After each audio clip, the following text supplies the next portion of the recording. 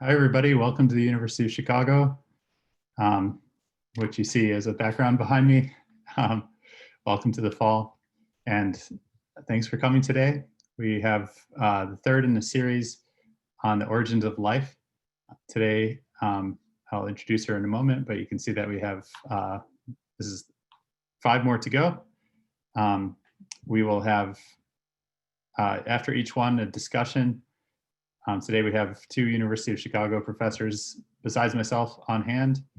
I'm Dan Fabrici from the Department of Astronomy and Astrophysics, and it's my pleasure to be co-organizing this seminar series. So if you haven't been with us before, you can catch up with the webpage, which we'll post in the chat later. This is being recorded, so we have the last 2 sessions up there, and you can have a look at that. So today we're talking with Sara Walker, who's an associate professor in the School of Earth and Space Exploration at Arizona State University, where she's been since 2011 after receiving her PhD at Dartmouth in physics and astronomy. She's the deputy director of the Beyond Center for Fundamental Science, and she has a number of other affiliations and institutions she's either founded or directed at some point. I would just say that she's an astrobiologist, and she emphasizes the physics understanding of biology. And there is only one life as we know it, but there are physical constraints that are common throughout the universe. So Sara studies how these constraints narrow the possibilities of how all life stores and passes along information. So with that, I'll open it up to Sara. Thank you again for coming, and we're looking forward to your talk, Inferring the Laws of Life at a Planetary Scale. Great. Thank you so much for having me. I'm very excited to being here today, and also to the discussion afterward. So I wanted to just start by giving a little bit of perspective on how I think about life, because I think focusing on universal properties of life is something that astrobiologists strive for, but it's obviously a really hard question. And so I was trained in theoretical physics. I'm very interested in whether there are universal mathematical laws that might underlie living systems and how we might actually get at that. And that leads to some very different perspectives on what life is and how we should approach the problem than have been maybe traditionally thought about in astrobiology, and hopefully will open up some new paths for discovery, or at least that's the goal. But obviously the question of what is life and how we can think about it has been a really hard question traditionally, to the point that I like some of the quotes that people have thinking about this problem.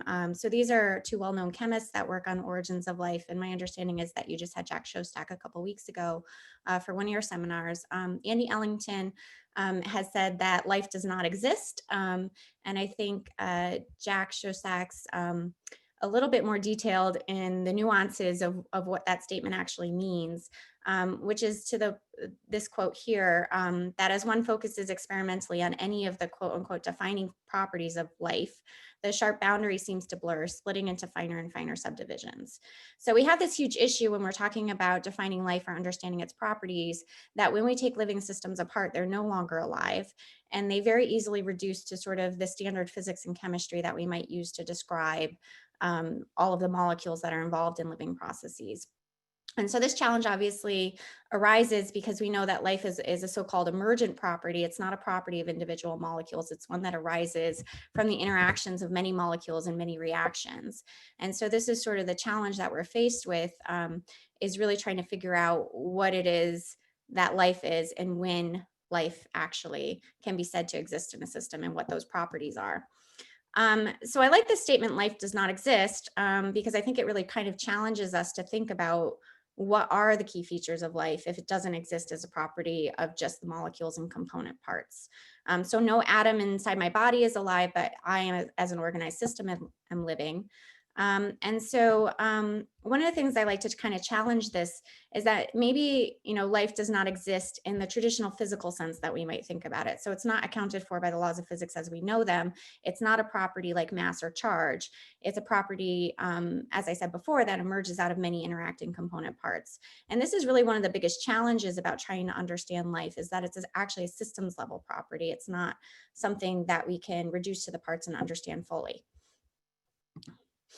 And so I'm very much in favor of thinking about life in terms of the physics of information, which I'll explain in a minute. But when I say that life doesn't exist physically, kind of part of the idea of that is that physics, as it's evolved over the last 400 years, has become very adept at describing basically what you might call the hardware of reality, which is all of the material components. We understand how atoms work very well. We understand what properties like mass and charge and energy are, but we don't really understand information very well. And life, in some sense, might actually be the physics of information as it operates in the physical world. And so in some sense, we might think about it as the software of reality.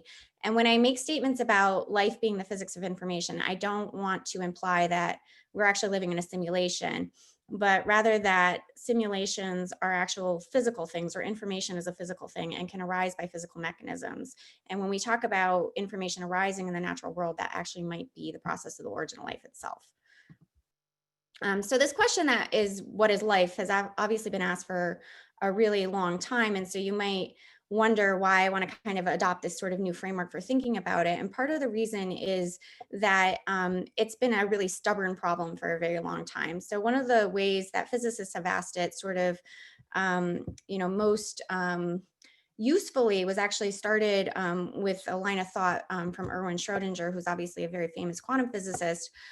He gave a series of lectures in 1943 at the Dublin Institute for Advanced Studies on the topic of what is life, where he was trying to approach the problem from the perspective of physics and chemistry, asking whether known physics and known chemistry could account for the series of events that happen in space and time within the boundary of a living organism. So can we fully explain everything that's happening in a living thing based on physics and chemistry as we know it?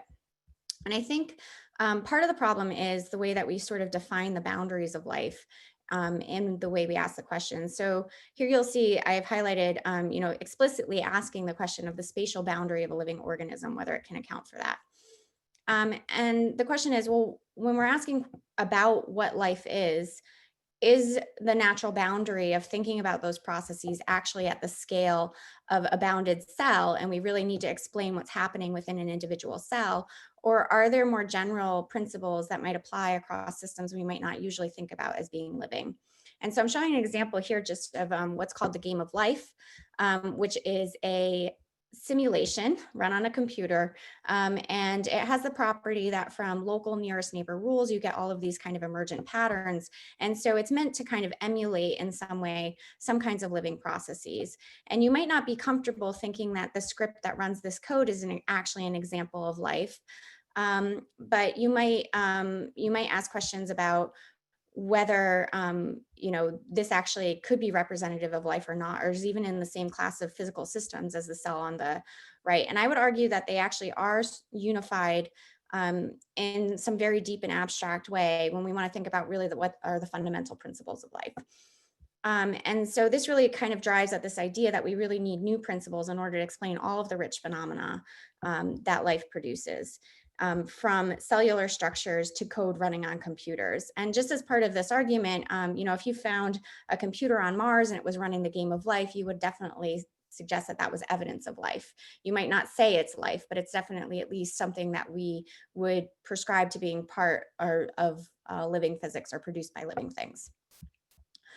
So the boundary is really hard to draw between what is life and what is not life. Schrodinger himself actually really recognized some of these issues and was, I think, very forward thinking and pointing out toward the end of his book that living matter, while not eluding the laws of physics as established up to date, is likely to involve other laws of physics hitherto unknown.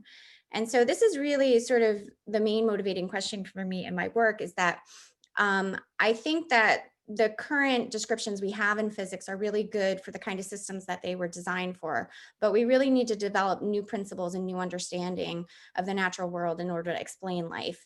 And it's not just about trying to explain life on Earth. Obviously, as an astrobiologist, we're interested in explaining both the origins of life on Earth and also how we might think about life on other planets. And so whether or not there's actually laws or principles that are universal is an open question, but I think it's one that's worth asking. And there are definite ways of making quantitative traction on these problems. So I'm going to give a little bit of perspective for the next few minutes on what I think might be some clues to resolving sort of this paradox about what life is, based on this idea that I mentioned earlier about information being really important. And then I'm going to get into some of the quantitative work that my group actually does trying to address some of these issues. So sometimes I like to title my talks "Life is What" instead of "What is Life," because I think one of the things we're not really prepared for is we think we understand what life is because we're life, but it actually might be very non-intuitive what the physics underlying living things is, in the same sense that, like, I'm sitting in my chair right now. I'm assuming all of you are also stuck to your chair right now because of the force of gravity. Humans didn't understand what gravity was for millennia, actually millions of years, and then Newton came along and wrote down laws of gravitation, which unified motion on Earth with motion in the heavens.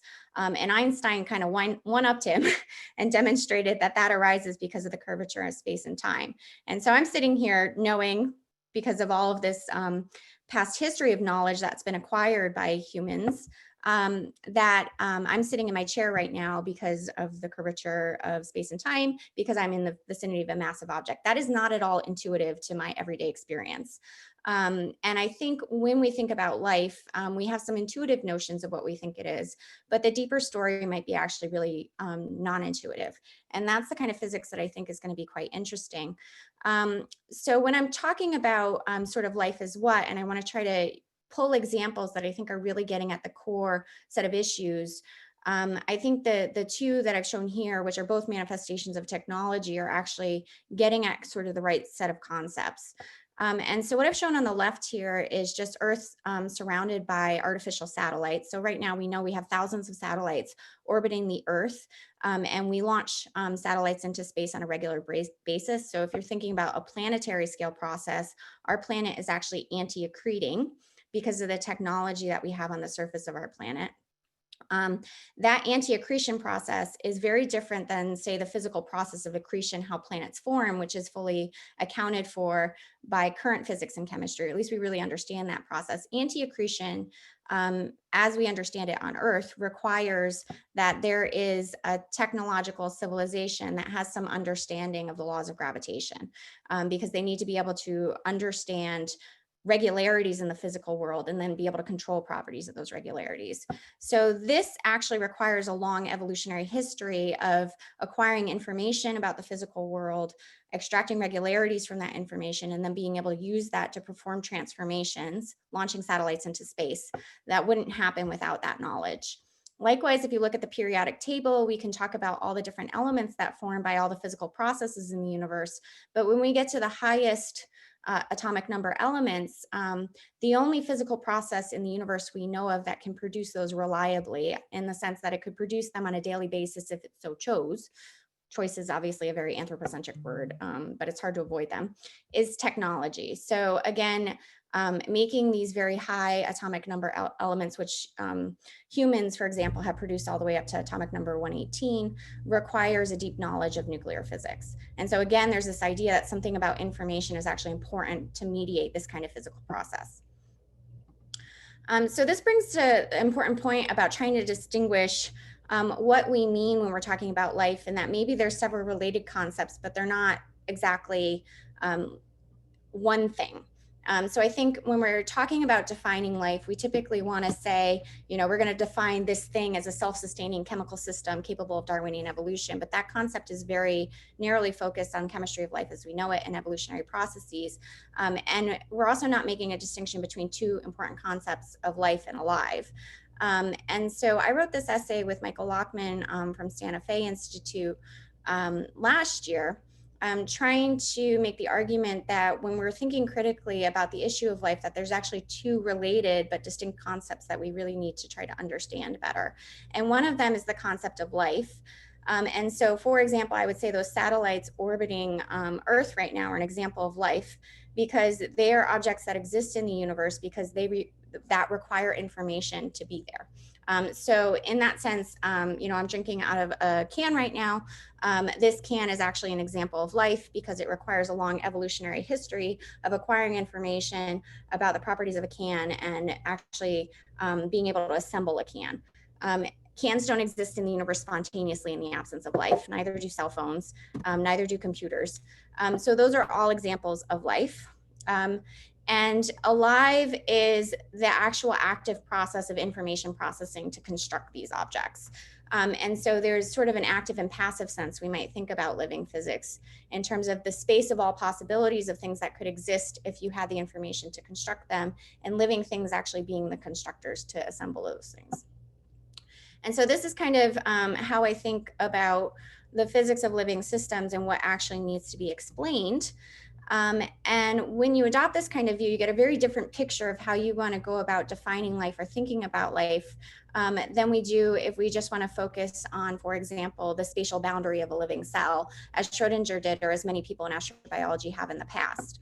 And so the picture is mainly that life is not a black or white category of nature. It's a continuum of processes. And living physics is really sort of just the physics of information.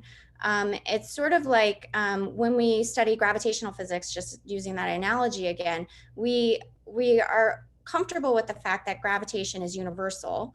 It's a universal property of our universe that gravity exists. But gravitational physics is actually most prominent when we encounter massive bodies. And so when we talk about studying gravitational physics, we study, you know, massive planets and stars or black holes. I think information is a fundamental property of our universe, and it is a universal property.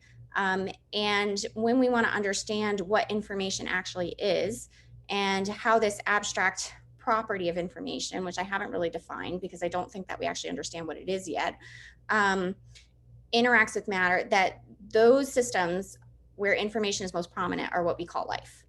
And so from that perspective, we have some kind of abiotic systems and then some transition where information processing, storage, and information actually acting on matter starts to become prominent in the dynamics, and that's what we call biology, and that process continues to evolve into what we call technology. But those are on the same spectrum of living physics.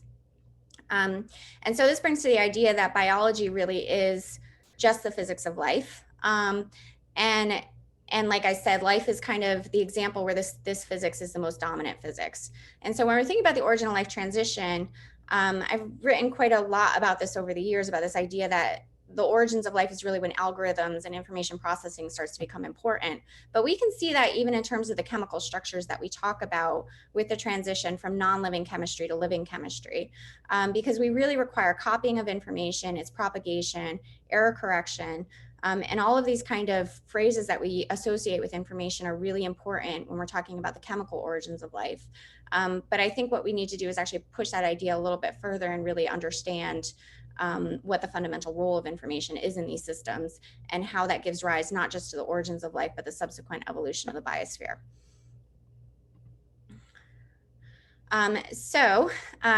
Just to kind of like summarize the introductory section, which I know has been a bit philosophical, but I think these kind of challenging the conceptual frameworks we have about life is really important. If we're talking about trying to understand what the origin of life is, we need to understand what life is, and we need to understand the fundamental physics underlying life. And so for me, really, if we want to solve the origins of life, we need to understand the transition from non-living to living physics, whatever that is. And I've kind of offered a proposal of what I think it is. It doesn't mean that that's right, but at least, you know, challenging our current conceptual frameworks and getting in this kind of mindset where we might adopt quantitative approaches can help us think about the problem in different ways, which I think is going to be really important to making progress in the coming decades, especially as we try to couple theory and experiment together, and also to observations of looking for life on other planets.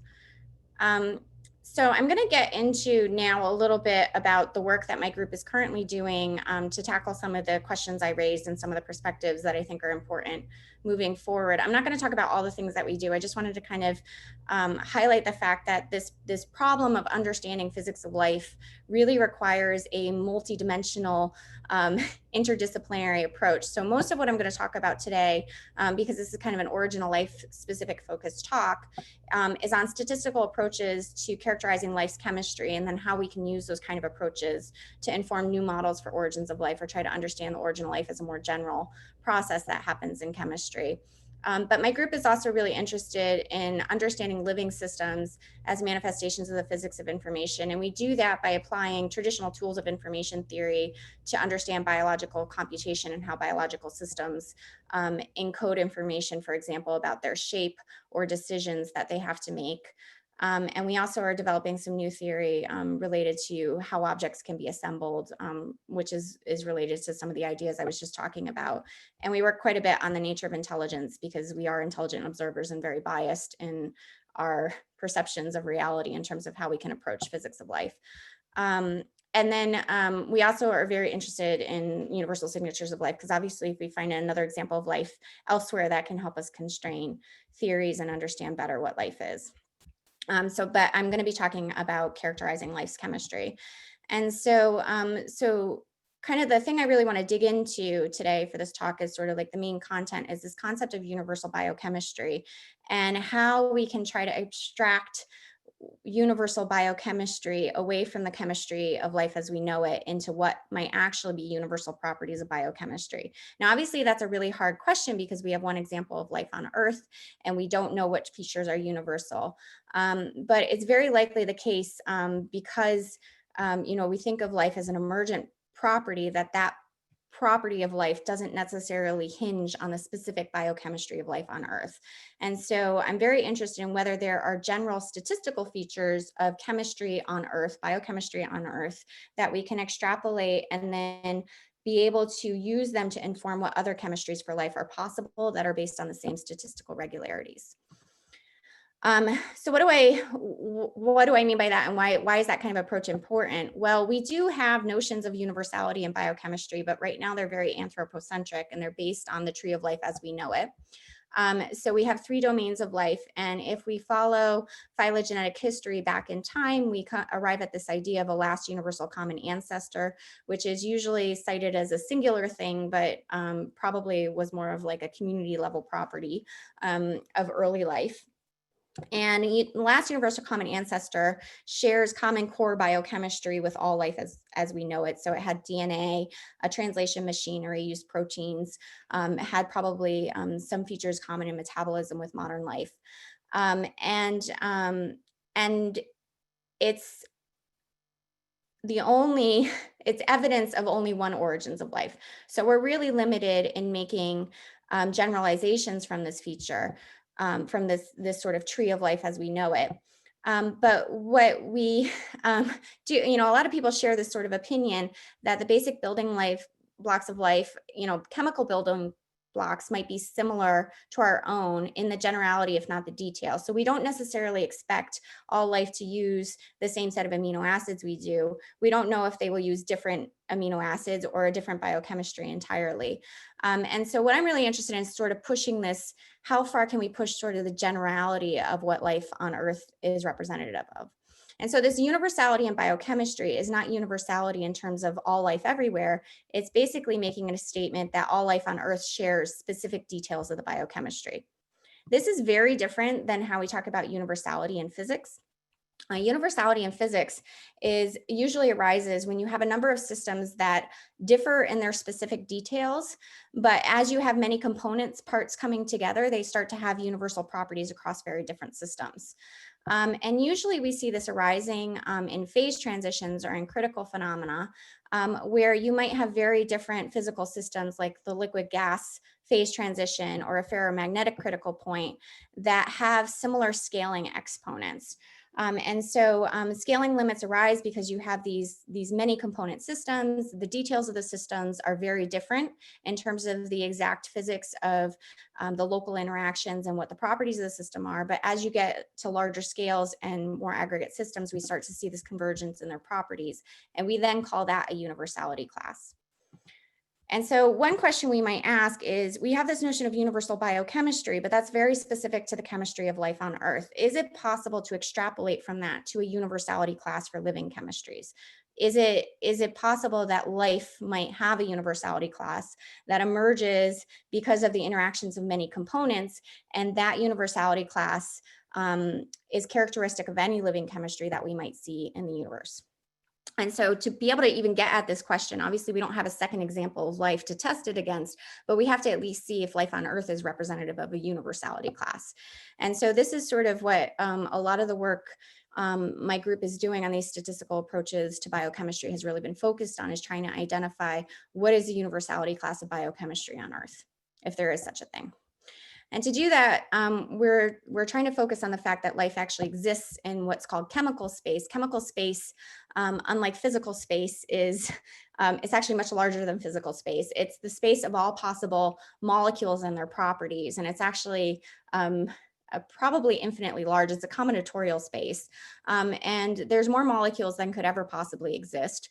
Life picks out a certain subset of molecules, and the properties of that subset are what we are interested in for defining the universality class of life. And so what we're trying to do is actually look at the chemical space of life on Earth. To do that, we take all cataloged reactions that are catalyzed by enzymes. So this is trying to look at what is the biochemical repertoire of reactions that biochemistry on Earth controls through enzymatic catalysis. So this representation I have here is basically a network representation of that. So this is all of the known reactions cataloged in the Kyoto Encyclopedia of Genes and Genomes, as a common database that people use of biochemical reactions. And we have constructed a biosphere level network out of those reactions. Each node represents a compound that biochemistry uses, and those compounds are connected if they participate in the same reaction. And the compounds are colored by how many, or their size by how many reactions they participate in. So this large one here is very likely water, because water is obviously very universal to biochemistry, participates in a lot of reactions. And other large ones might be things like ATP that are also interact with in a lot of biochemical processes. But by taking this kind of representation, we can start talking about the statistics of biochemical networks and trying to get at this idea of a universality class. How we do that is to think of every organism that we might sample from anywhere on Earth and have genomic information that encodes what reactions that organisms catalyze as a partition of this chemical space defined by life on Earth.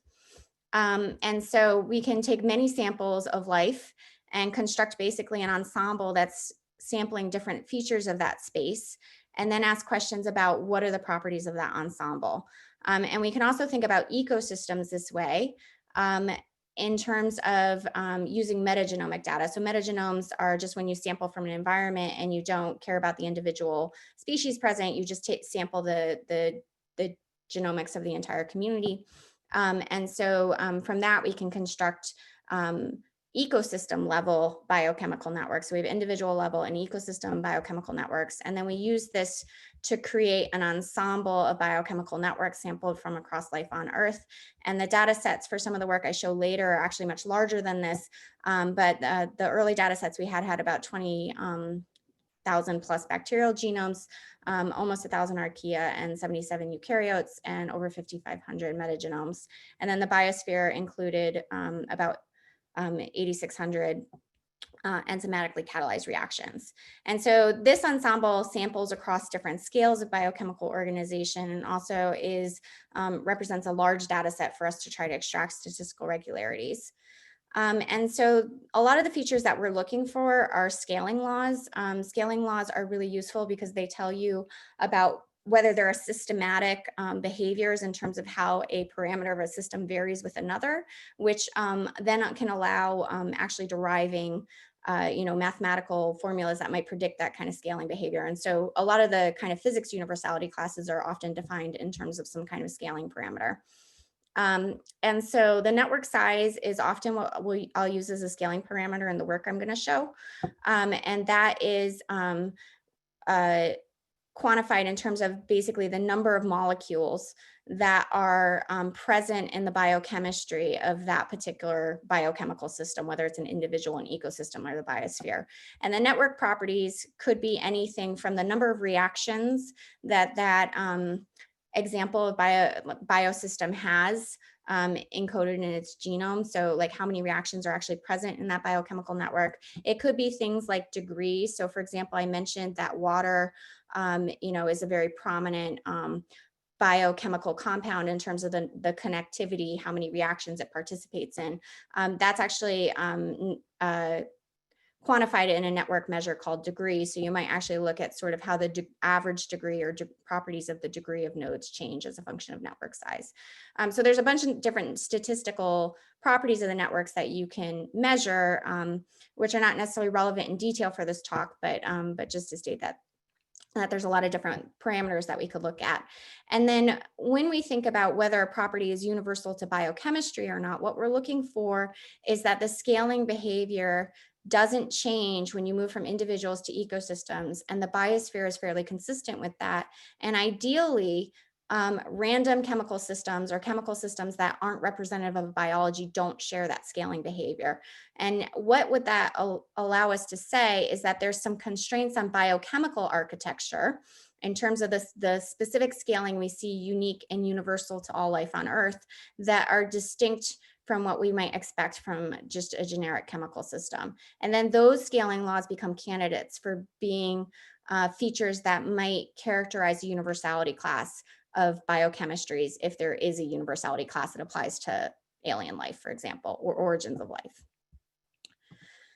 And so what we find is that we do see universal patterns across individuals and ecosystems for a number of different things that we've been looking at. So the first paper that we published on this work came out last year and demonstrated that the network structure was effectively scale invariant. So what is shown here is the number of compounds is that scaling parameter. So how many molecules are encoded in that genome or metagenome. Each dot represents an individual taxa or an individual metagenome for the ecosystems. And the network parameters I'm showing here are average shortest path length. So that's sort of, if you look at the network, what's the shortest distance between two molecules in terms of the number of reactions you'd have to go through to get from one to another. And clustering coefficient is if I have two molecules that are connected through some biochemical process, do they have neighbors in common? And so that forms a cluster. And what we see is that the scaling behavior is very similar across individuals and ecosystems. And so then the question becomes, if these are universal features that we can say the topology or the structural features of biochemical networks are universal, are they distinct from random chemistry, and can we then use them as candidates for scaling laws that might characterize life everywhere? So to do that, what we had to do was try to come up with some ensemble of chemical networks that weren't biochemistry. And this actually turns out to be highly non-trivial to do, and there's a lot of ways of thinking about it. For this paper, we kind of took the sort of closest control system we could to construct a random ensemble. And to do that, we basically took our biochemical space, so the space of all known biochemistry, and we randomly sampled from it. So these blobs that are shown here now are not organized in terms of individuals or ecosystems. They're not functioning biochemical units. They're just random samples of a certain number of reactions from the chemical space that we know that life uses. And what we were able to show is that if you look at the scaling behavior of random networks, even if they share the same chemical space as biochemistry, they exhibit really different scaling behavior. So in the gray background is the actual biological data, including individuals and ecosystems, and what's shown in the foreground in orange is the random networks. And you can see differences, obviously, in their scaling behavior.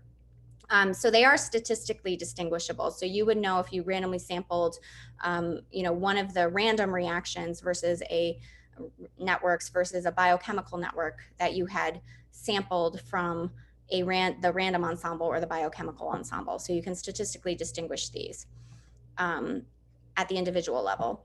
And so we also did another sampling where we recognized the fact that biochemistry preferentially uses certain compounds and reactions. So I mentioned about water and ATP just as examples. And so we did a sampling that was frequency based, where we tried to sample compounds and reactions based on their frequency of occurrence across life on Earth. So some compounds are used very frequently, some are used very rarely. And when we do that sampling, we recover much more of the actual features that we see in real biochemistry as far as the scaling behavior, which suggests that a lot of the scaling emerges because there is sort of a core biochemistry of life on Earth, and that it's really driving sort of the features of the ensemble. But I should mention that these ensembles are still statistically distinguishable from real biochemistry. And even though we know, for example, that archaea, bacteria, and eukaryotes all share the universal biochemistry by the biochemical definition of universality, they're statistically distinguishable based on their topological structure, based on the structure of their networks. So life has this sort of universal scaling behavior that characterizes it, and it's not fully accounted for by just the fact that we share common reactions and compounds across life on Earth. It's an emergent property of the way the networks are actually structured. And just as a final sampling that we did just to show the data, we also randomly sampled genomes to make randomly constructed ecosystem level networks, and those also exhibited scaling behavior very similar to what we observed for the real data. But again, it was actually distinguishable to tell whether it was a real ecosystem or a fake simulated ecosystem for certain measures. And so there's more data available in the paper about all of the scaling behavior and what measures were universal versus which ones were specific to a domain or level of organization. And so that was based on the network properties, which are fairly abstract because we basically talk about counting statistics of reactions and molecules and how they're connected in these reaction networks, but it doesn't tell you anything about the properties of the molecules or the reactions that biochemistry is actually using. And so a lot of what my group is doing now is trying to understand from like a cheminformatics approach, what are the features of the molecules and the reactions that life is using, and can those help us better elucidate whether there really is a universality class of biochemistry and how we can understand its features and what kinds of chemistry and reactions and molecules we might expect to participate in that chemistry. So to get at this kind of point, I just want to introduce sort of another concept from physics. So I introduced this idea of universality classes, but I also wanted to point out that they often emerge from thinking about coarse graining. So the network representation that I was showing before is actually effectively a kind of coarse graining of the space of reactions that biochemistry uses. And so we saw some universal scaling laws in terms of that coarse grain representation. And we can think about other kinds of properties that might emerge from coarse graining. So for those not familiar with the idea of coarse graining in physics, most of the physical parameters that we talk about of being of interest in thermodynamics and statistical physics are coarse grained properties like temperature. So temperature is actually a property of an ensemble of systems. It's not necessarily a property of an individual system. And what I mean by that is temperature is a measure of the average kinetic motion of particles in a box, for example. And there might be many boxes with different microstates or different configurations of the exact velocity and trajectory and position of molecules or particles inside the box. But the point is that if we look at all those boxes, they have the same average temperature. And so we can consider them to be, or average kinetic motion, so they have the same temperature. We can consider them to be members of the same ensemble.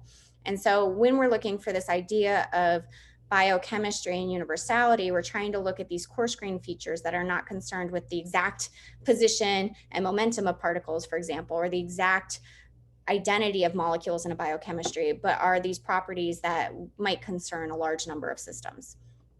And so the idea of coarse graining is obviously, I mean, there's a lot of debate about sort of fundamental perspectives on what coarse graining actually is and why we do it in physics. But it's kind of interesting because the way that enzymes are actually classified provides a kind of coarse graining of biochemical space that we can actually use to understand biochemical properties.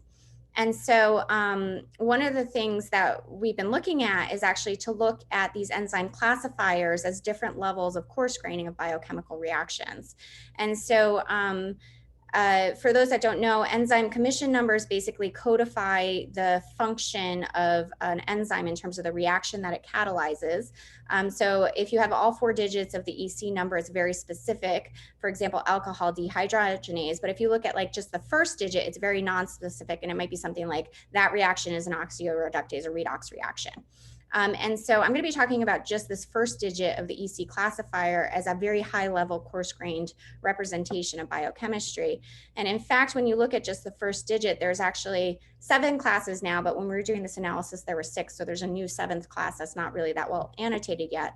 But there's 6 classes you can talk about that correspond to different general features of reactions.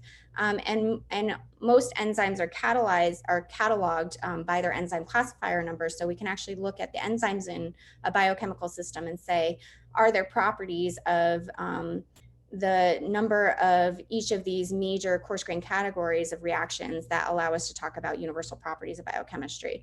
And so the way we do that, again, is to actually look at the scaling behavior. And so these are just examples of different enzymes from the specific classes. What we do is we bin them by the first digit, the EC number. So we don't care about whether it happens to be alcohol dehydrogenase or not. We just care whether it's a redox reaction, and we count all the redox reactions. We count all the transferase reactions, et cetera. And then we look for scaling behavior of the particular number of enzymes in a class relative to the total enzymes. And what we see is that there's very regular scaling behavior of enzyme class as a function of network size. So here I'm using total enzymes before I use compounds. There's actually a scaling relationship between those two, which is kind of hidden in the data I'm showing. But once you get into these scaling relationships, they're very high dimensional systems, and you can usually transform one into another. So this is total number of ECs versus total enzymes, and very regular scaling behavior across the 3 domains and also across metagenomes, as we saw for the network properties. And what we see is if we look at actually the behavior, whether it's superlinear, linear, or sublinear, several classes have superlinear scaling, which basically means that that enzyme class becomes more and more representative as the size of the system grows. And some of them have sublinear scaling behavior, which means they become less representative. And for purposes of discussion, because I don't have a lot of time to go into the details with the time that we have left, I'm just going to focus on oxidoreductases and ligases. Oxidoreductases are superlinear in their scaling. Ligases are sublinear. And we might ask, well, this seems to represent, for at least these 4 classes, oxidoreductase, transferase, isomerase, and ligase, hydrolase and ligase that have universal behavior in their scaling trends, that there might be a universality class associated with the reactions biochemistry is using. But is it explained by universal biochemistry, the fact that we know that some reactions are present in all organisms?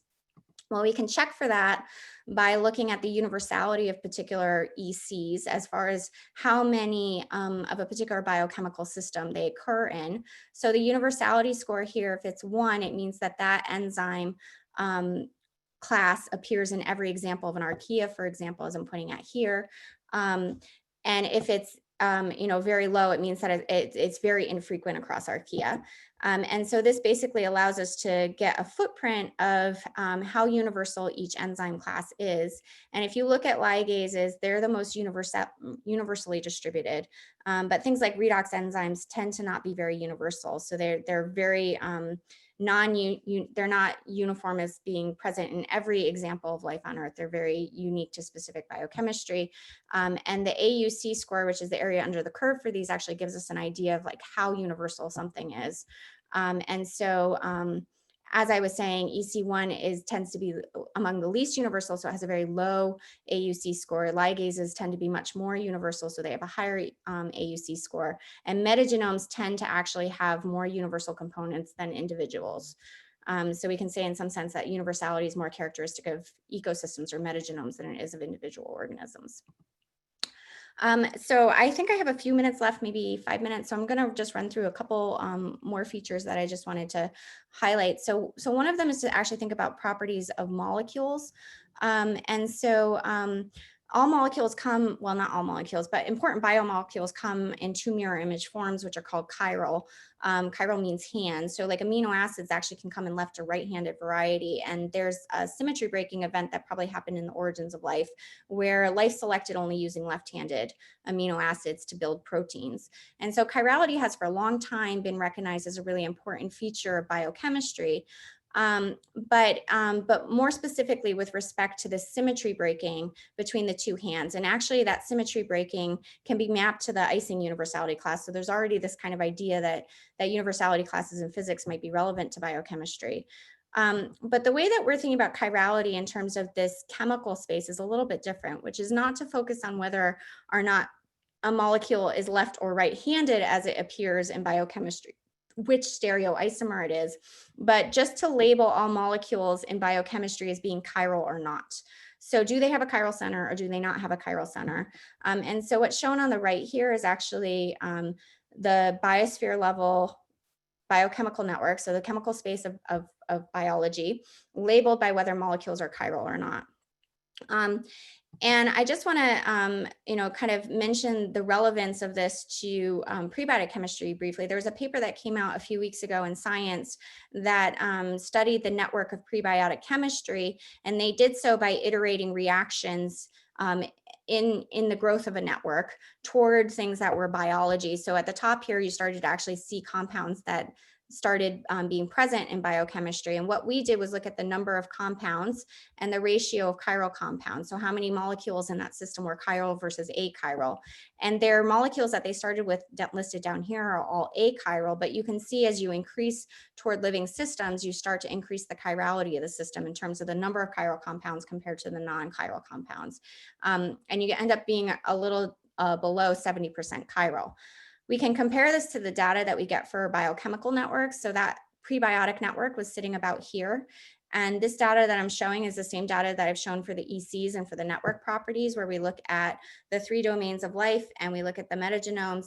And then we actually see that the fraction of chiral compounds to achiral compounds in each example of a biochemical system follows very regular behavior. And so these are scaling laws that are associated actually with the chiral properties of compounds. And we put the biosphere and also a consensus model of the last universal common ancestor that we got from a collaborator also on the graph for comparison. And so I'm going to just talk very briefly in the final moments about the last universal common ancestor, which was an idea I introduced before, which is based on trying to reconstruct the past history of life on Earth and understand if all of this universal biochemistry converged at an original life, what were the properties of those?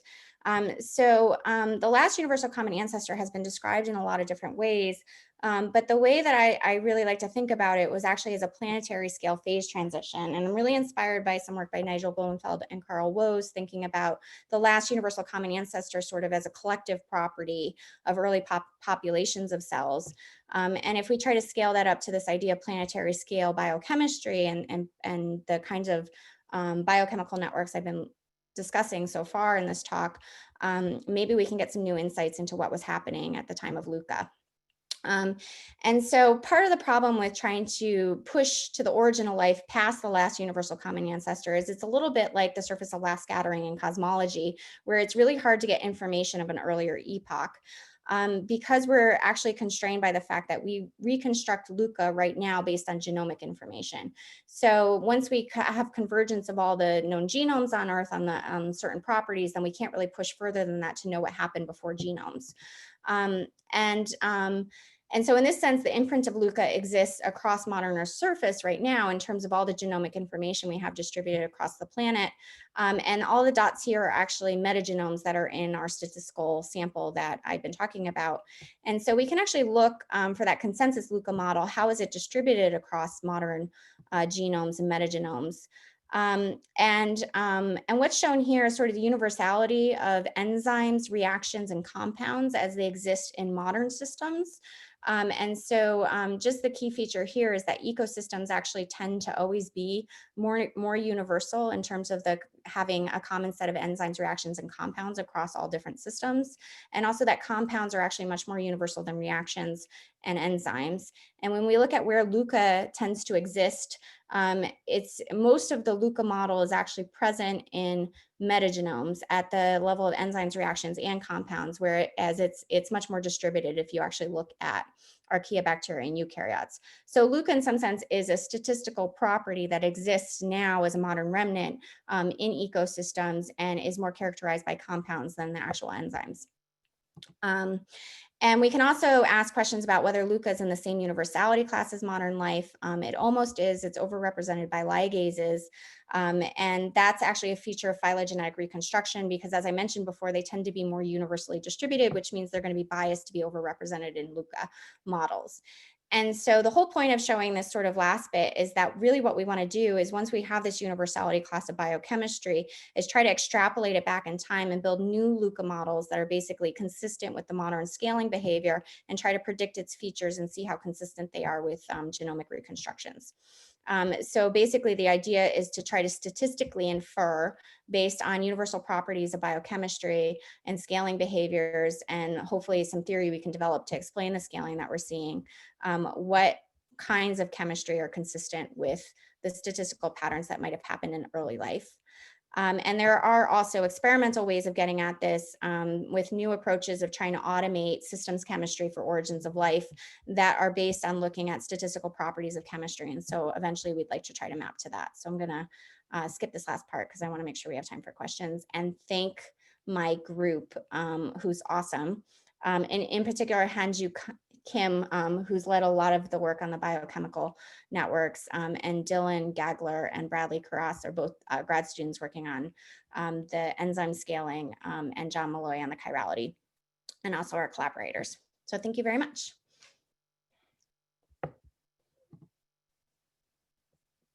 Wonderful. I'll make some noise on behalf of everyone. Okay, so to all the attendees, start pouring your questions into the Q&A and we'll curate those. So I'll start with some audience questions before introducing some panelists. Okay, so there was a question from, here it is, Heather Bruce. She said, how much do you think your data, she was referring to the first part of the talk, is skewed by the fact that all Earth is related and not all possible biochemistry spaces may be explored by Earth life, especially the slice of life that is now alive? Yeah, that's a great question. I mean, I think a lot of the ways that we're trying to control our data now is to try to understand how much of the patterns we see are driven by the universal set of biochemistry versus how many are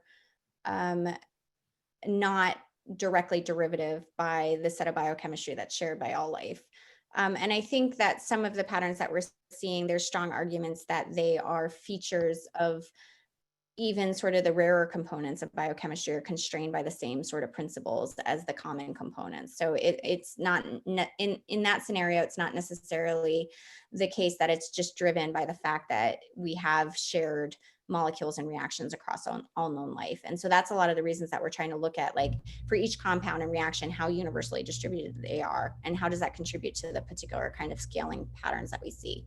But it's still a really hard question because obviously there's a common ancestry to life on Earth and all the issues you raised. So ideally, like one of the places I see this approach going is trying to, if these statistical constraints are really universal to life on Earth, we should be able to predict what kind of alien biochemistries are possible. And so sort of long-term future of this is actually to develop some algorithms combined with our statistical constraints and some machine learning prediction of like regions of biochemical space or chemical space that might have the same statistical regularities as biochemistry as we know it, which could form models for alternative origins of life or alien life in different environments. And so we are doing a lot of things. To follow that up, yeah. If there's alien life that has its own history, that's all related to itself, do you expect it would fall in the same parts of your plots as the life here?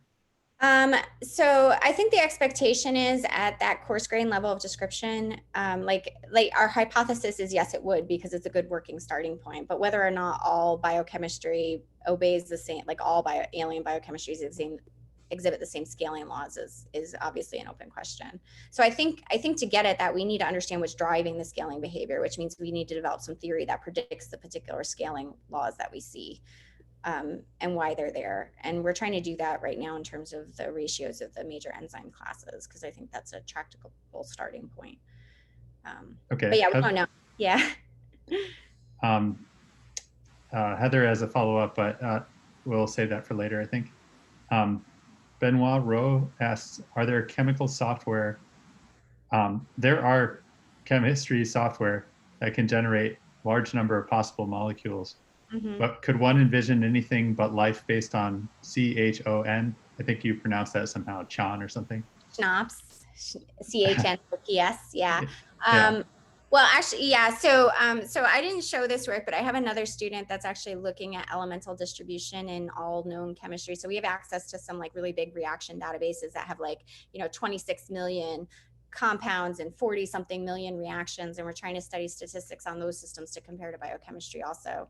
And a lot of that, there are some interesting features, like biochemistry does select out certain elements preferentially, which are schnapps, and chemical space generally isn't necessarily structured that way.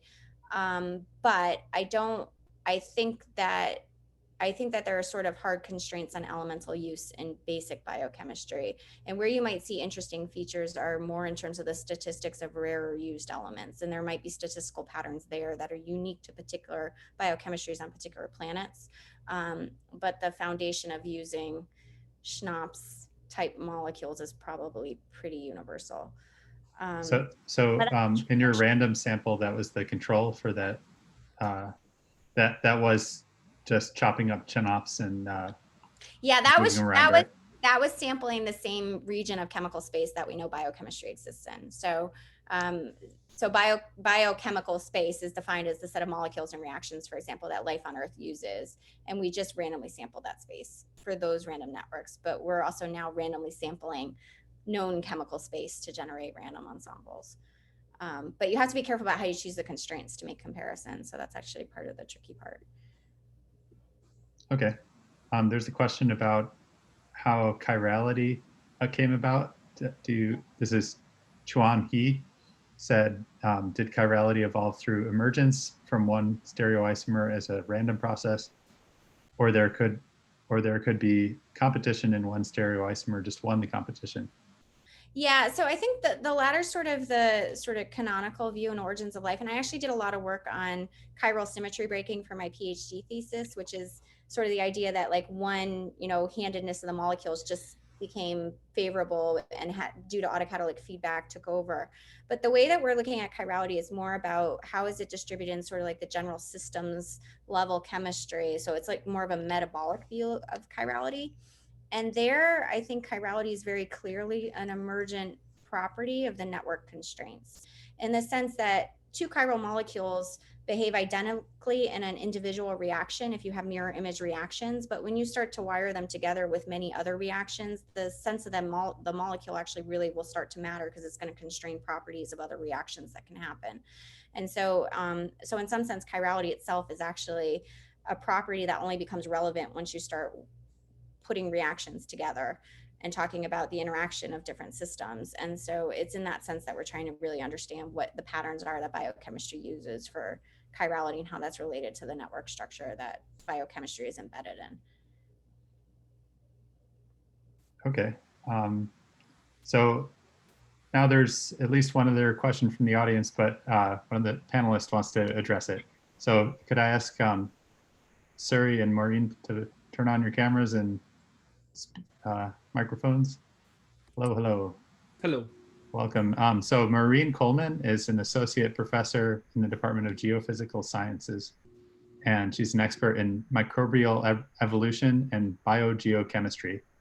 She studies how microbes and viruses interact and evolve in complex natural systems. And Suri Vikuntanathayan is an associate professor in the Department of Chemistry. His interest in statistical mechanics has led to work on self-assembly, on systems far from equilibrium, and information processing in biological systems. So thank you both for joining us. It's the day of the associate professor. Okay, so maybe we can start with Maureen. Do you have some? Well, actually, it was Suri who said you would take on this question from Gordon, right? Yeah. So I have a question from Gordon Push. I hope I'm not mispronouncing that name. Must life necessarily be a dissipative process? Example, must one of the emergent new laws that Schrodinger speculated be something about Jane's principle of maximum entropy production? So that's the question from Jordan. I go back and forth about this. So I think for me, sort of,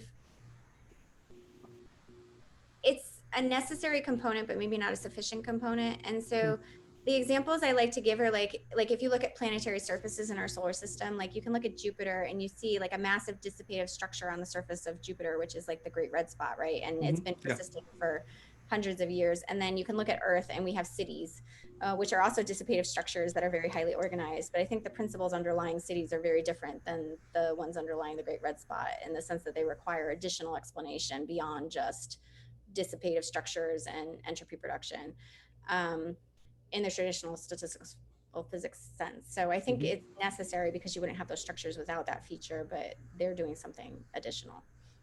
I'm curious what you think, though. Yeah, no, I completely agree with you. I think it's a condition that is necessary, but you need a lot of other constraints, especially like the constraints you talked about. Maybe it's a good segue for me to sort of sneak in one of my own questions. I really enjoyed your talk. You had this beautiful work about use the word scale free in terms of when you described your the relations you found. Is the scale-free structure related to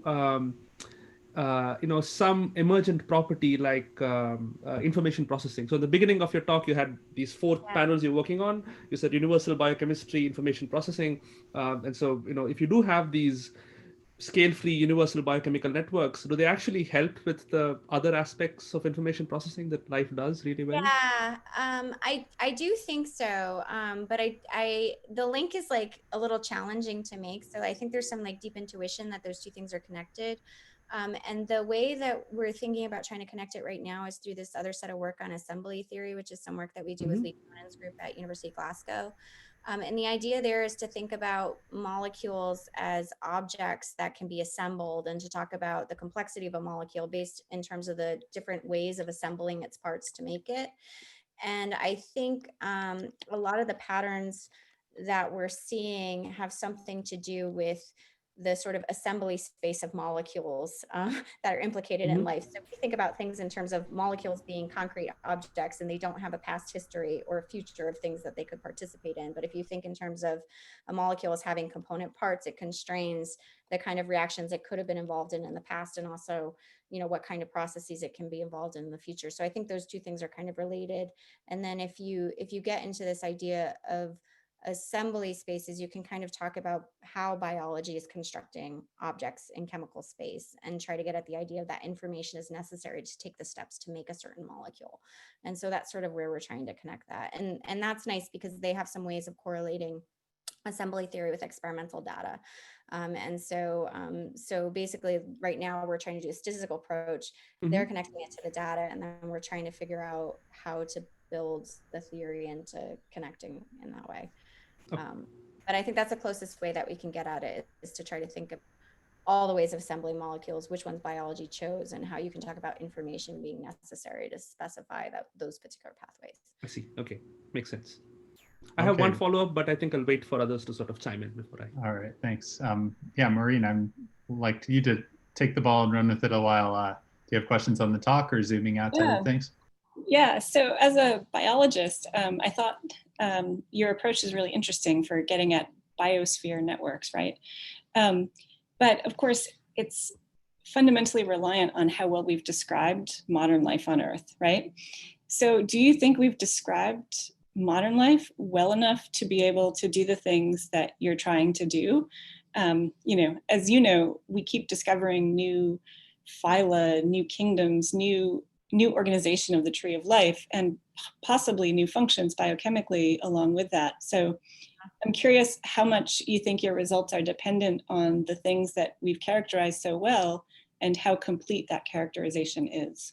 Yeah, so I think this is an excellent question, and we're constantly struggling with like the reliability of our data, because anybody that works with these genomic databases knows that like there's varying degrees of annotation, and some things are actually over annotated, which means their function can't be right, and all these kinds of issues we have to deal with just with the data not being fully curated. And then the other issue of missing data, that especially like for metagenomes, there's a lot of genes whose function's not known.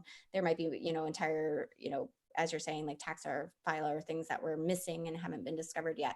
So I think those are definite concerns, but I guess the thing that gives me hope or the possibility of confidence in our approach is that a lot of the parameters that we're using are very robust to perturbing the system. So if I removed a whole chunk of our data, we would still see, a lot of the sort of patterns that we see. And also because things are so tightly constrained, it suggests that those are more likely to be universal. So those two features I think are really important. But I think to have, much more confidence in this is where sort of the theory becomes really important.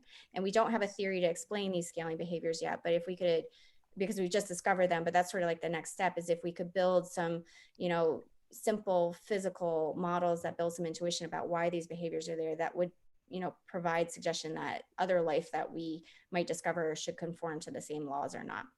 And so part of my reason for going down this path with like this sort of big data approach, it's not really sort of like anything I ever envisioned myself doing early in my career, because I was trained in theoretical physics and I like writing equations and things, is that we didn't have proper data for thinking about universal properties of life. And so we're just trying to do the data so we can do the theory, and then we can iterate back with the data. And I think it's that loop that astrobiology really needs between experiment, observation, and theory that is what excites me as an astrobiologist trying to be a theorist, because I feel like theory's been the missing component to try to ask some of those kind of questions. So but yeah, huge problem about missing data. And it's just like the single sample problem is the one that really gets you, because you can say, well, we haven't discovered all life on Earth, but we also, all the life we know is related. So, there's a lot of issues we have to get around. Yeah. Well, it's too much data and not enough at the same time. Yeah, exactly. And I think this issue of anthropocentric bias is really, really hard. And I think that the challenge of understanding like what features of life on Earth we should expect elsewhere is really hard, because we just don't know which pieces are going to be the same. Yeah. Just as a quick follow-up, it seems like there's the potential that if you do discover these universal scaling properties, that you could actually infer how much biochemical diversity we're missing, right? Like, yeah. If you know what it should look like and it's slightly off from that, right? Can you actually estimate like what we're missing? And that could actually help our search for these missing components. Yeah, that is exactly right. There was actually a really nice paper in PNAS. It was like Losi et al. A few years ago, and they tried to predict global microbial diversity based on scaling laws and like how many microbes were missing from being discovered. But I think you could do the same thing at the level that we're doing to try to predict global enzymatic diversity, particularly in particular reaction classes. So how many enzymes do we expect to discover that are isomerases, for example, based on the scaling law, and how many, and the known size of biochemistry. So I think that's definitely one useful thing about the kind of approach that's just sort of more pragmatic for biochemistry. Cool. Now, getting at the origin of life, you had the early graphic where you had just like a few bits of information in the early stages, and then it trailed off to the planetary scale technology. So nevertheless, you suggested there's some phase transition things going on where the self-replicating can kick in, I suppose, right? Yeah. So what's the minimum number of bits of information you can imagine one would need before self-replication takes hold? I mean, I'm not actually sure that's the right question to ask for origins of life. So I could step back a little bit for that. Like, why do I think there necessarily has to be a transition in the physics anyway? And I think thinking about chemical space is actually really helpful for that, because it's really hard to iterate over the space of all possible objects biology has created, but molecules, we can at least talk about what the size of the combinatorial space is. And it's very clear, for example, like if you have a protein, even if it's like 200 amino acids long, that there aren't enough resources in the universe to make all possible permutations of the atoms in that protein. So my reason for this example is that there's a clear boundary in chemical space where physics and chemistry alone can make a certain set of structures. And then if you want to see anything beyond that, it actually really requires information specific to the object, like the protein. And so I think that part of this physical transition is just that the combinatorial space of things that can exist is so huge that the only kind of physical systems that can cross that boundary are information processing systems. And so that probably has something to say about how much information is required in the replicating system or self-constructing system to make that transition. And I would prefer to say self-constructing, because it actually has to be a system that builds itself, not just replication. Kind of has a trivial connotation in the sense that we could just have a molecule that can just be produced Crystal. Yeah, or something like that. And I'm much more of a fan of kind of, I'm a very big fan of von Neumann's work on universal constructors and this idea that you need a self-reproducing quote unquote machine that can build itself. I mean, effectively, that's what we are. Like something I think is very indicative of the fact that information is necessary to specify things is just to think about your own body, because the atoms in your body were totally different 10 years ago, yet you are still a coherent entity with memories that extend beyond 10 years and all kinds of other things. And so really that's because you're a configuration of information constantly imprinting on matter to basically reconstruct yourself. And we don't think about ourselves that way, but that's kind of, the picture. And so I don't know if there's a clean answer to your question, but I think that there is really a transition point where this physics becomes much more important than. Helpful. Sara, you've done work on self-assembly. Do you want to weigh in or ask Sara some questions about it? Yeah, no. So I was going to, chime in with the follow-up. So in the self-assembly soft matter community, this is actually like a big question that, and I'm sure Sara, you know about this. People have been wondering about, what are the prerequisites for creating self-replicating systems. So something that you can sort of provide information to, get the first copy, and then it sort of propagates through. There's some work by I think Michael Brenner and others they have some model systems that seem to do this thing. But again, I'm sort of coming back to the kinds of things that to this biochemistry stuff that you talked about, the universal biochemistry stuff you talked about. Is there any from these kinds of studies, are there any simplifying principles that people in the colloidal soft matter community should take away if they want to build artificial self-replicating systems that people have been missing so far? I mean, I think that's a really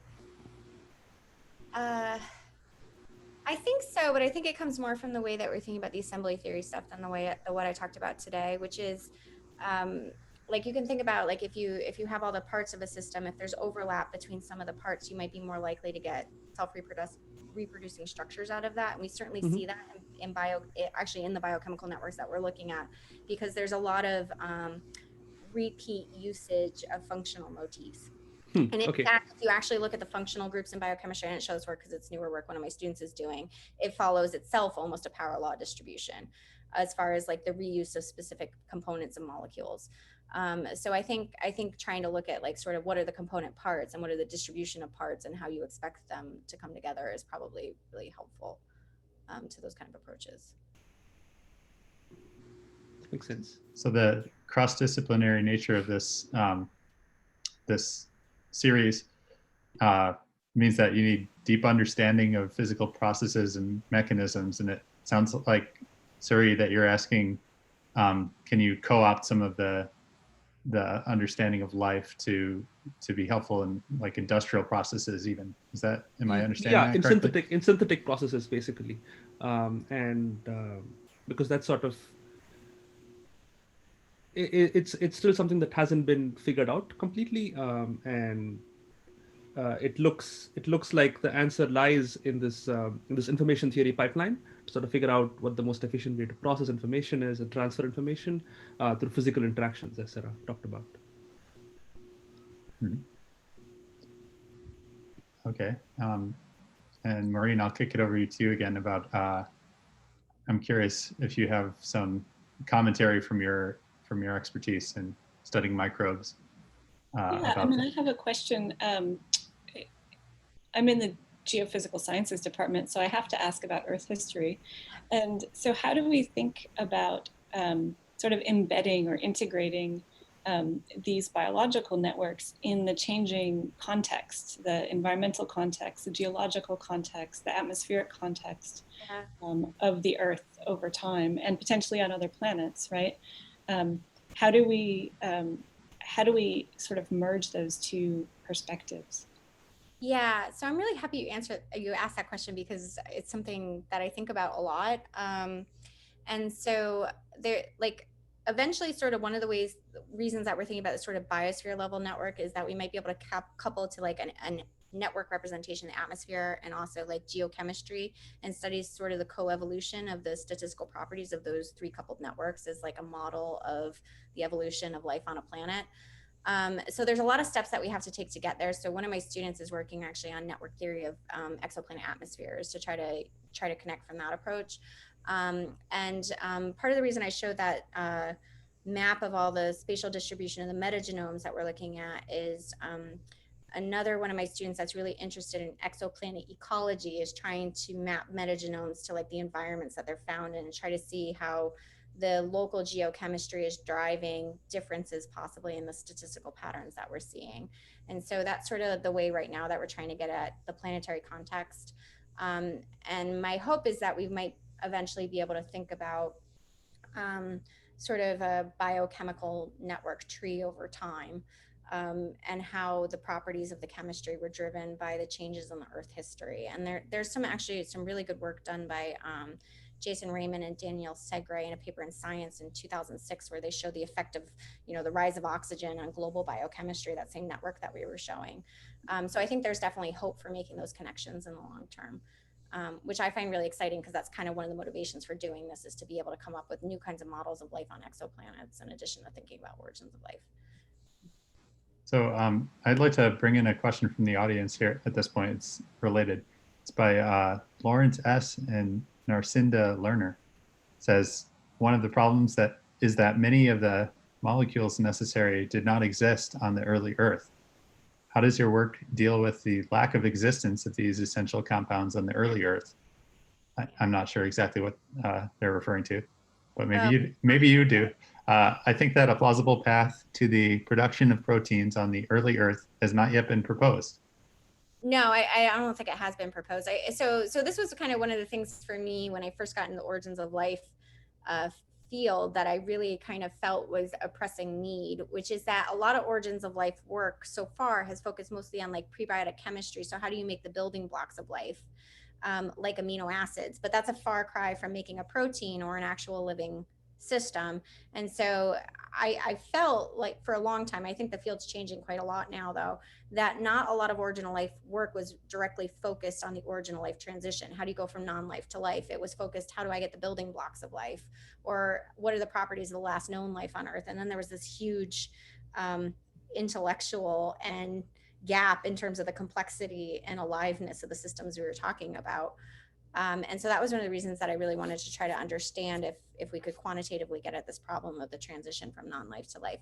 I don't think that any experiments are really close to that, but I do hold hope that like these kind of newer approaches based on systems chemistry and looking at messy chemistries are really helpful. And I kind of breezed over this slide at the end, but some of the work that we're doing with Lee Cronin's group that I mentioned about the assembly theory is also focused on looking at chemical systems where you have many iterations of the same experiment, because they have this automated system where the robots actually just control the environmental conditions, and you can actually look at different environmental histories and different paths for the sort of messy chemistries to change over time, And what we want to try to figure out is like, how do you steer them to have these kind of more lifelike properties in an as agnostic and non-designed way as possible, which is actually very hard in origins of life chemistry in general, because so one of these features of life that I think is really critically important is the fact that life requires the information of the past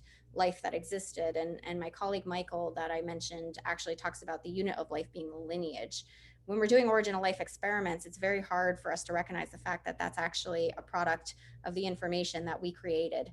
And so, and our agency and our aliveness or life is actually going into the experiment. So trying to remove as much of that as possible is actually really challenging, because you want a de novo spontaneous emergence of an information processing system without putting the information in. And designing those experiments is super hard.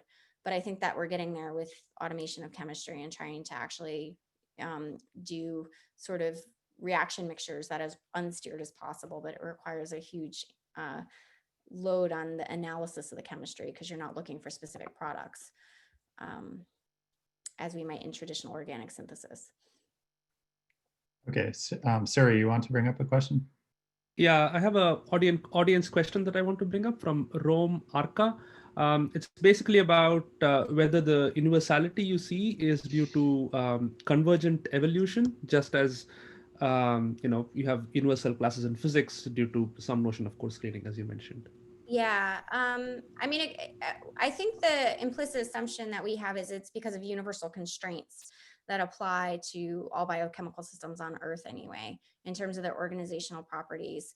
And so in some sense, it's the constraints that are driving the convergence, not the other way around. It would be our expectation, right? Or that would be the more interesting way, that if it's just evolutionary, dependent on the evolutionary trajectory of life on Earth, that's not very helpful for us for extrapolating universal principles. So this is one of the reasons I think we need to try to figure out exactly what are the constraints driving this behavior, and if we can formalize some theory for that. And I think one of the places where it might be evident that, or suggestive that there really are some constraints on biochemical architectures, just to think about the scaling of the redox enzymes in particular, because there we see a clear trend of superlinear scaling, which is suggesting that biochemical systems require more redox functionality as the size of the system increases, which is kind of consistent with the idea that they might have a higher energy demand for larger biochemical networks. And so I think there's some ways that we can think about trying to relate some of the scaling trends to physical constraints on biochemical architecture. And so that's where we're trying to start doing that. Okay, thanks. Yeah, that's I missed that observation. Yeah, that's a very interesting observation, the superlinear thing. That's nice. Yeah. Okay. Okay, I would be remiss if I didn't go after the discussions of exoplanets a little bit, because that's my field, and alien life. And the question is, so you're digging into properties of extant life that propose that seem to share the LUCA, properties of the LUCA. And nevertheless, that ancestor is not around anymore. Yeah. And so just like sometimes in studying exoplanets, we use the long history of the Earth as a proxy for what might happen on like habitability on other planets. While there was snowball Earth events that inform us about how habitable zones might be limited on other systems. Well, similarly, we could go back into the long history of life on this planet, looking for laws that don't seem to exist now, but did back then to help us understand alien life. So is there any hope for that, or is it too chopped up in the current set of genomes we have?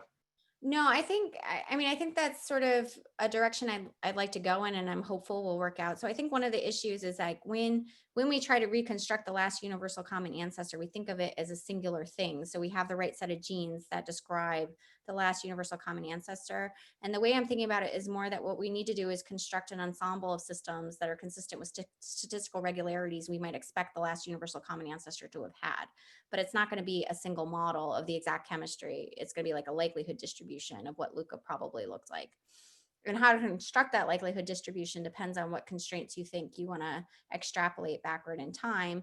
So, so I mentioned about like the fact that compounds tend to be more universal and ecosystems tend to be more universal. So you might want to try to construct it based on sort of some multi-scale model of like the universality of compounds, reactions, enzymes, individuals, and ecosystems, and build sort of like, you know, what are the most likely features across all of these systems, with the expectation that LUCA itself is a multi-scale phenomena. And therefore we get more information extrapolating back in time when we look across different scales. But I also think getting to this point that if we identify this sort of universality class of modern life, then we actually, when we project back in time, we can also talk about chemistries that aren't present in modern systems, but might be consistent with those same statistical regularities. And that's where I think it gets really interesting. So I have a student working in this direction right now where we're trying to construct these sort of multi-scale models of LUCA. And then what I want to do is try to explore the chemistry around the LUCA space that might be consistent with those same statistical patterns. So that LUCA wasn't an exact model, but there's some region of chemical space that we think are likely LUCA models, and they could map to different kind of pre-biochemical scenarios. So so I think maybe why that relates to your example about Earth as an exoplanet is we tend to think about the evolution of Earth as a singular example, and then use that singular example to talk about a single example of an exoplanet. Really what we need to think about is what's the likelihood distribution of Earth-like properties, and, you know, how do we think about those set of statistical possibilities informing how we model exoplanets, or at least that's maybe where I would draw an analogy. Okay. Could I ask for other burning questions from either Maureen or Suri? Or Sarah, do you have questions of them about their work? Yeah.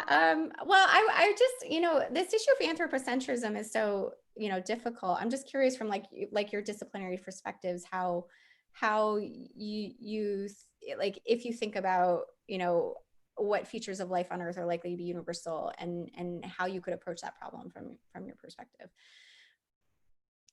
Well, I think you just actually really elegantly described the sort of tension between, in your last couple of responses, to the tension between not wanting to prescribe too much when we think about the origin of life, but yet if we leave it totally unprescribed and unconstrained, then where do we start, right? There's nowhere to begin. We need some hook, right? And it seems like the search for those constraints is really, it sounds like an area that you would advocate that we spend more of our energy, rather than, you know, prescriptive experiments where we say, how do we make an amino acid or a protein or an RNA molecule in a tube, right?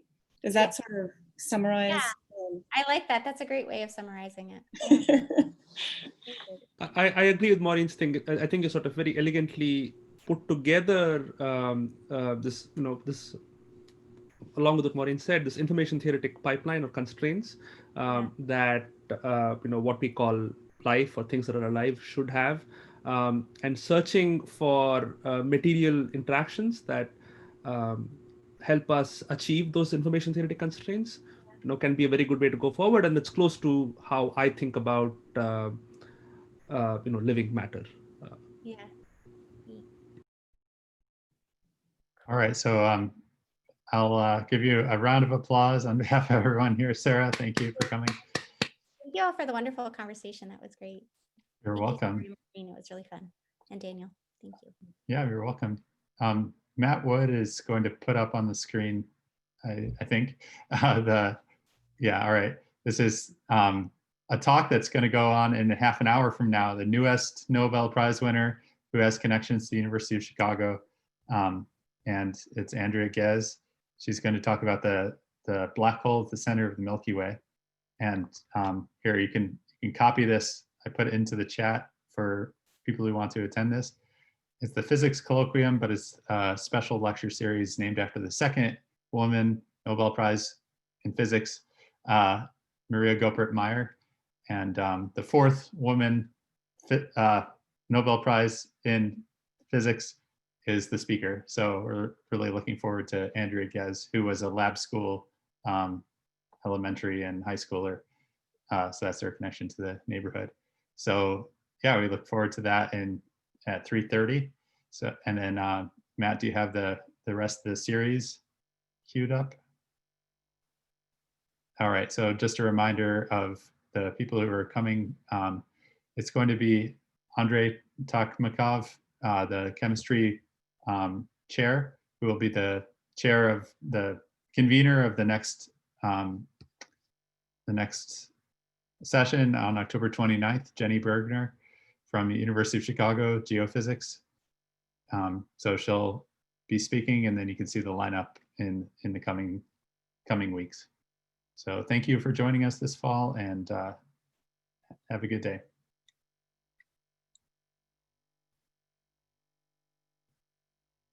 Thanks, Maureen. See you later.